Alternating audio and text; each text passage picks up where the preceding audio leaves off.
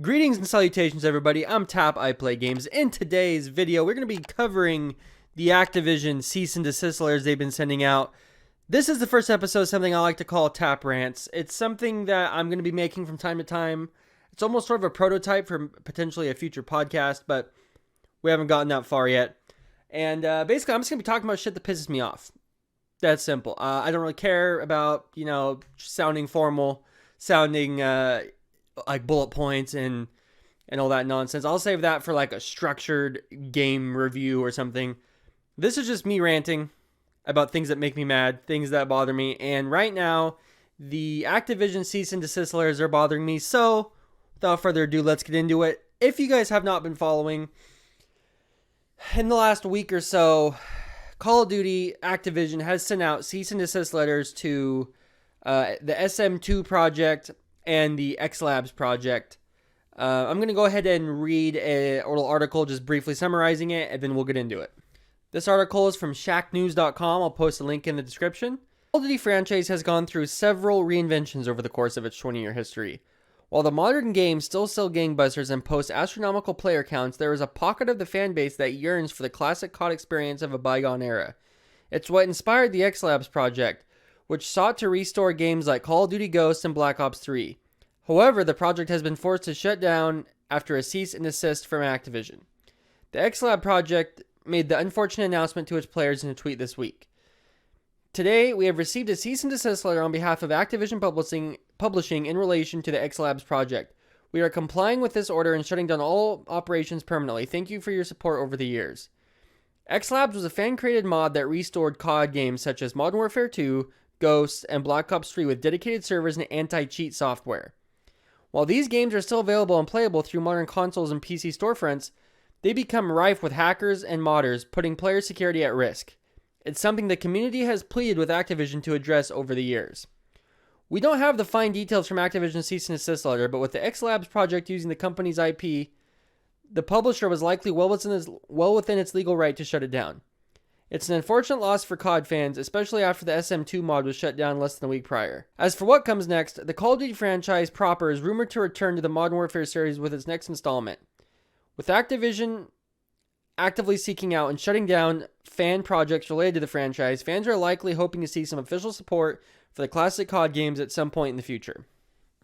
Okay, so if you guys were unaware of what XLabs was making, just what I read, it was the classic COD games with anti-cheat software and dedicated servers.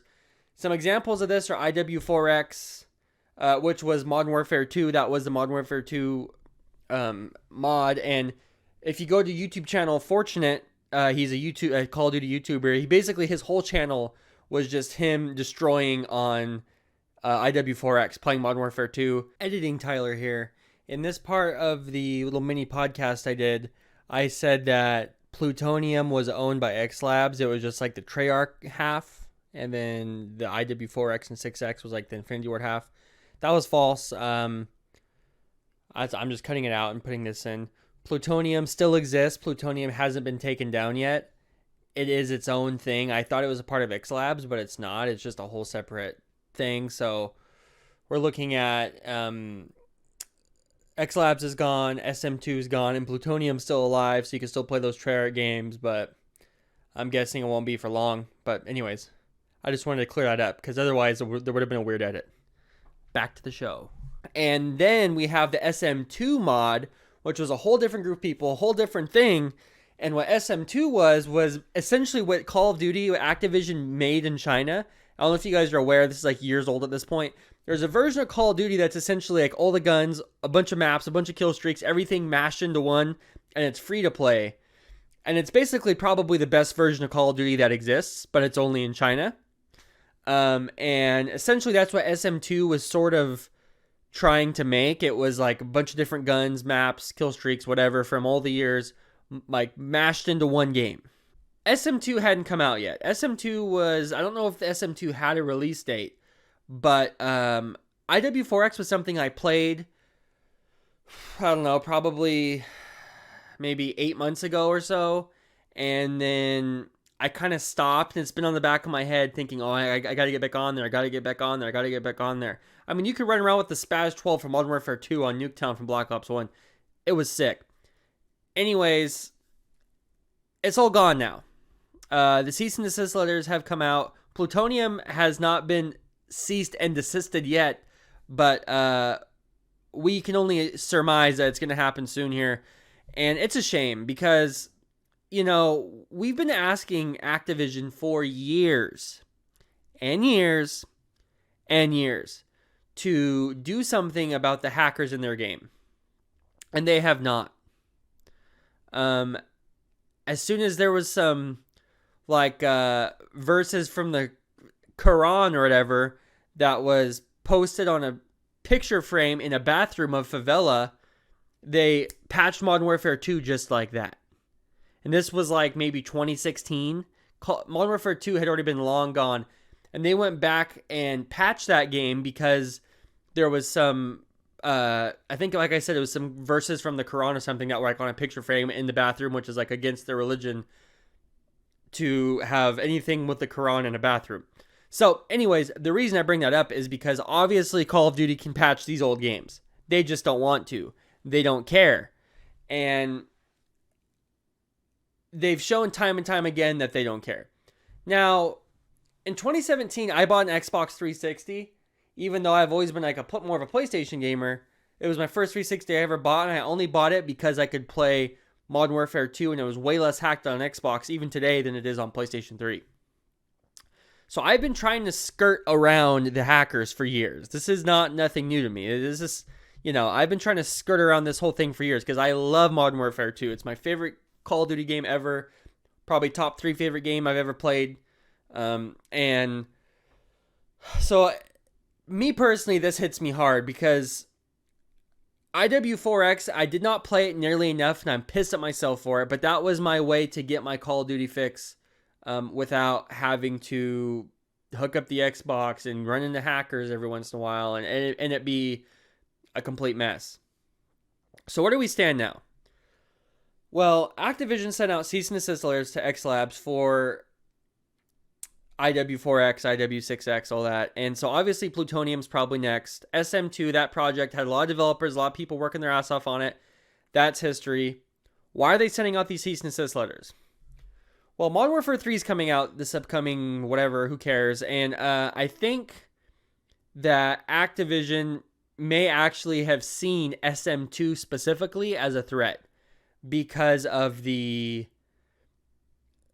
Really, it's essentially a product they already made, if you think about it. They made something very similar in China, and from gameplay and stuff that people have seen, it's like, looks really good. So I think obviously Activision and Bobby KOTICK saw it as a threat. They had to have. There's no other way around it. I don't think necessarily... Listen, mods on a PC of a 15-year-old game, I highly doubt they're going to ever draw enough traction for the suits and the corporate assholes over at Activision to actually make a dime or lose a dime to these mods. Like, you think, I mean, me personally, I would much rather play these mods than I would the new Call of Duty game. I haven't played Modern Warfare 2 in like 3 months, and at this point, I don't think I'm buying another Call of Duty game ever again. I just think it's too far gone. If they released a proper remaster of Modern Warfare 2, I'd probably buy that. But this, honestly, is probably the last straw for me. You look at companies like Rockstar, look at companies like Bethesda, who encourage modding. They allow modding and they encourage it, and it's part of the community. Call of Duty's community is it's we accept you if you buy skins. If you don't buy skins, we don't give a shit about you. And the thing is, if I was interviewing if I was interviewing Bobby KOTICK right now, I know his name's KOTICK, or Bobby KOTICK, whatever it is. The guy tried to murder somebody, by the way. Are you aware of that? Bobby KOTICK put a hit out on somebody. Do you guys know that? He tried to. We'll get back to that in a minute. But if I interviewed hypothetically, somebody at Activision, not that they would ever talk to me. If I interviewed somebody at Activision and I asked them, do you guys honestly, truly care about the community? And they said yes. That's all fine and dandy. If they were like, yeah, we truly do love our fans, we love the community, blah, blah, blah. They could say that. But actions like these are what prove otherwise. Obviously, they're in their right to strike down anything that comes up using their IP and whatever that they don't approve of. But the issue, it's almost like the issue of pirating games.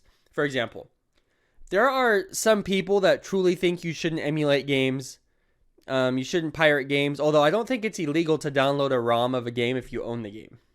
I don't know the legal ramifications of that, but I think if you own the game, you're in the clear. Regardless, no one's getting arrested for it. But the point is, if you are trying to play a game and there's hackers and you can't touch the game and you're actually concerned that like you're going to get information stolen from you or something along those lines because of the rampant hacking and the sketchiness of this Activision published game, you're going to try to find ways around it. Because Call of Duty has not updated their games. They came out with COD 4 Modern Warfare Remastered, and that's it. And Modern Warfare 2 was a much more popular game than Modern Warfare. So, really, they should have remastered Modern Warfare 2 to begin with, or remastered 1 and 2, COD 4 and COD 6, Modern Warfare 2. And they should have came out with them as a bundle.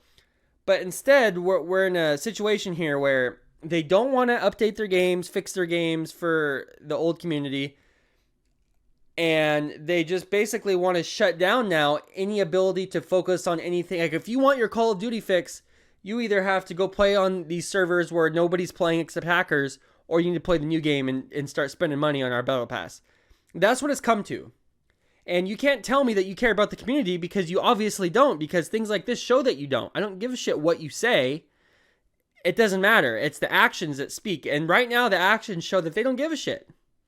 So at this point, it's pretty much a done deal for me personally. I don't really care to play the newer games. Modern Warfare 2 to me was a big disappointment, and I just don't care at this point to continue to play a game where they don't care about the community. Now, it sucks because these people working on these mods are working their asses off. And it's wrong on many levels. Obviously, like I said, Activision is not in the wrong to do what they did. But as like a community service standpoint, like servicing your community, making them happy, what are they doing? The argument against what I'm saying is basically that the percent of the community that actually plays these mods is this small, and the majority of the people that play the new games, and it's basically like, well, it don't matter anyways if they're making us happy because we're not the majority. We're the tiny little minority playing these old games. But in the same vein, you're keeping the small community from wanting to support you, what you're doing currently. So you are losing out on money, whether they want to admit it or not. They're losing out on money because I'm probably not going to buy a Call of Duty game ever again. And I'm being dead serious about that. And I love the Call of Duty franchise up until Black Ops 2. It's gone down ever since. It's been horrible ever since Black Ops 2.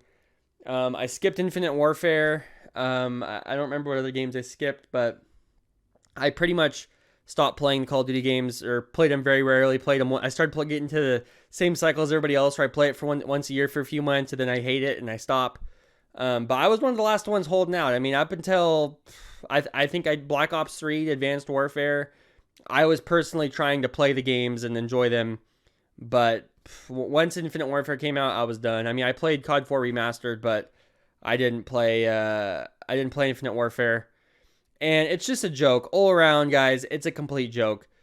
You got Bobby KOTICK over there, possibly the worst executive of any company of all time. Let's read some Bobby KOTICK stuff. Why not? Okay, I'm reading a Business Insider article from November 16th, 2021. Here's our boy Bobby Kotick right here. Okay, Bobby Kotick's. Activision CEO Bobby Kotick threatened to have his former assistant killed, according to a Wall Street Journal report. Mr. Kotick quickly apologized 16 years ago, an Activision representative said. Kotick reportedly knew for years about claims of sexual harassment and rape at his company. All right, let's get into the nitty-gritty here. In 2006, Activision CEO Bobby Kotick reportedly left his assistant a voicemail threatening to have her killed. The dispute, first reported by the Wall Street Journal on Tuesday, was said to have been settled out of court. An Activision spokesperson said in an email to Insider that Mr. Kotick quickly apologized 16 years ago. The representative referred to Kotick's threat as obviously hyperbolic and inappropriate and said that he deeply regrets the exaggeration and tone in the message. It was just one detail of the Wall Street Journal's major investigation into Kotick's leadership at one of the biggest video game publishing houses in the world. The multi-billion-dollar behemoth behind Call of Duty and World of Warcraft and Overwatch, among many others. Kotick reportedly knew for years about a variety of claims of sexual harassment and rape at his company. The Wall Street Journal report details several specific examples of harassment and rape at Activision. Kotick was not only aware of those claims, but in at least one case reportedly intervened to keep a male staffer who was accused of sexual harassment, despite the company's human resources department recommending he be fired. In one instance, a female employee at Activision subsidiary Sledgehammer Games, which works in the Call of Duty franchise, said she was raped twice by her male supervisor in 2016 and in 2017. She reported this to the company's HR department, which she said took no action, before retaining a lawyer. Activision settled the case out of court, and Kotick didn't tell the company's board, according to the Journal. In another instance, Dan Bunting, the head of the Activision-owned studio Treyarch, was accused of harassing a female employee, and Activision's HR department recommended that he be let go. Instead, Kotick stepped in, and Bunting was given counseling and allowed to remain at the company, according to the report. In a statement on Tuesday, Activision said it is disappointed in the report, which represents a misleading view of Activision Blizzard and our CEO. Meanwhile, a group of Activision employees is staging a walkout in response, blah, blah, blah, who cares? Okay, we need to get more into this voicemail. Okay, so there wasn't any more info on the Bobby Kotick threatening to kill someone. It's just insane. This guy was covering up rapes, apparently, and then he threatened to kill someone, threatened to have someone killed, didn't threaten to kill someone personally, threatened to have somebody killed. At least that was the tone in the voicemail, according to, I guess, the plaintiff, or I don't know if that's what it would have been, but lack of a better term. Okay, so Bobby Kotick threatened to kill somebody. It came out like 2 years ago. Happened like almost 20 years ago at this point. And this guy has still been sitting on top of Activision, making all that money all this time. Obviously, I'm guilty of giving this guy money since this has happened. I bought the last couple Call of Duty games, so sorry, I made him even richer, just like everybody else in the world has from buying the new Call of Duty games. But it's amazing. This guy's been covering up rapes. He's been threatening to kill people or have them killed. This guy's a beast. He's a real animal. This is the kind of guy you want running your franchise. Cutthroat. He don't care. He's about the bottom line. And it shows. So anyways, obviously Bobby Kotick is an absolute psychopath. He's got no care for anybody except for the money, the guys on the paper he has in his wallet. And these sorts of things that happen, the mods that are getting cease and desist letters, all that, it's all crumbs. It's nothing compared to what we're dealing with here. I want to remind you guys one more time. The last time I'm going to say it. Bobby Kotick, the CEO of Activision, threatened to have somebody killed and nothing happened to him. Nothing happened to him. The only way anything is ever going to change is if everybody stops buying Call of Duty products, Activision products, whatever, because there's Activision Blizzard, so you got Warcraft, Call of Duty, all that. Or if Activision gets bought out by Microsoft, hopefully things will change. They'll probably buy out Bobby Kotick. He'll get even more money, but he'll be out of there. And at least maybe the Activision-owned IPs will be treated better because Microsoft will be doing it. Now, Microsoft doesn't exactly treat their IPs too great as of late. Look at Halo Infinite for an example of that. But I don't know that that's going to go through, that purchase of Activision Blizzard King by Microsoft. We're still not 100% sure. I feel like it's trending towards no. But at this point, I'm willing to have Xbox, Microsoft buy Activision, and hopefully it gets better. I mean, could you imagine if Activision got bought out by Xbox and like within a year they're releasing Modern Warfare 2 Remastered? I mean, because it's like, how many people have asked for it? I don't understand. Are we doing something wrong? Should we not be asking for it? Is it just that Activision is too stubborn on their own and they need Microsoft to tell them to do it? I don't know. I don't get it. But what's crazy here is we got to stop expecting good things out of Activision. Everything is horrible over there. The game sucks. They want way too much money for skins. Overwatch is a disaster, apparently. Call of Duty's been a disaster. The whole thing is pretty much unsalvageable at this point, I think. And the only way you're going to ever get your point across is to stop buying the games. Boycott this stuff. I'm not someone that calls for boycotts. I don't really care who gets my money for the most part. But this is a situation where This is a situation where the only thing we can do at this point is just stop buying the games. And people have to stop giving Activision your money. We have to hope that